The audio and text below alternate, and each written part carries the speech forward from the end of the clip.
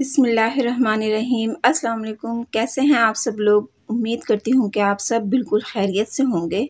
आज मैं आप लोगों के लिए लेकर आई हूँ करेले की सब्ज़ी की रेसिपी।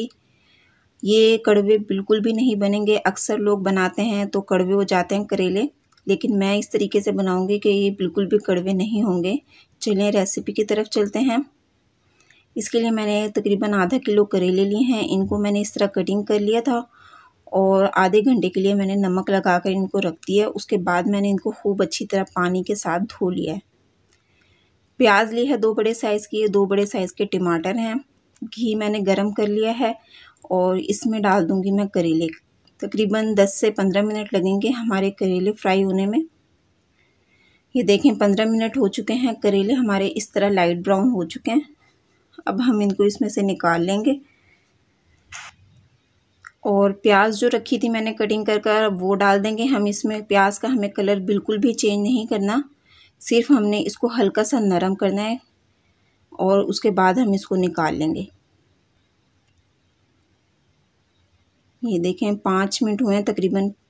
प्याज हमारी थोड़ी सी नरम हो चुकी है। अब हम प्याज को निकाल लेंगे और अब इसमें डाल दूंगी मैं टमाटर। टमाटरों को हमने इसमें अच्छी तरह मिक्स कर लेना है कि टमाटर खड़े हुए नज़र ना आए, बिल्कुल पेस्ट बन जाए टमाटरों का।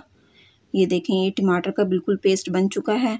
अब इसमें मैं डालूंगी मसाले। नमक डाला है मैंने, बिल्कुल थोड़ा सा आपने नमक डालना है क्योंकि करेलों में हमने पहले ही नमक डाला हुआ है, तो अगर हम ज़्यादा डालेंगे तो ज़्यादा हो जाएगा नमक।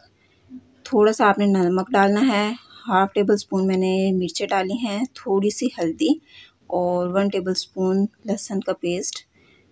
वो मसाला भूनकर अब इसमें डाल देंगे हम करेले और प्याज जो हमने बना कर रखी थी। ये चीज़ें डालकर हम इसको अच्छे से मिक्स करेंगे